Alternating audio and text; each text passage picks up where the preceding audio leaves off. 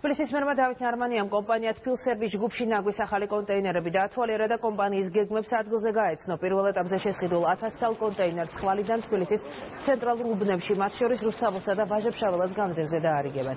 დავით ნარმანი ასევე გაესაუბრა თბილსერვის ჯგუფის თანამშრომლებს და მათ გაწეული მუშაობისათვის მადლობა გადაუხადა. მერმა ასევე აღნიშნა, რომ ადმინისტრაციულ ჯარიმებს გამკაცრებენ, რაც მათ სამუშაოს შეუცნობებს.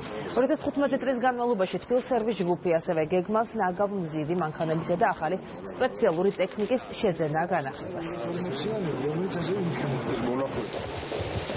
დავიწყეთ ნაგვის ურნებზე ზრუნვა, სულ ჯამში წელს 5500 სხვადასხვა მოცულობის სამი სახეობის ზრნა შემოვა და დარიგდება უბნებში. მოწესრიგდა თბილსერვის ჯგუფის თანამშრომელთა პირობები და მაქსიმალურად აქტიურად მუშაობთ იმისათვის, რომ უფრო დალაგებული და მოწესრიგებული ქალაქი გქონდეს. წარმოდგენილი იქნა ის საპრეზენტაციო ნაწილი, რაც 2015 წლის განმავლობაში დაგეგმილია თბილსერვის ჯგუფს, მთელი რიგი ღონისძიებები, რომელიც გაწერილია დროში და თანხაში და შესაბამისად მოხდება ამის გაცნობა.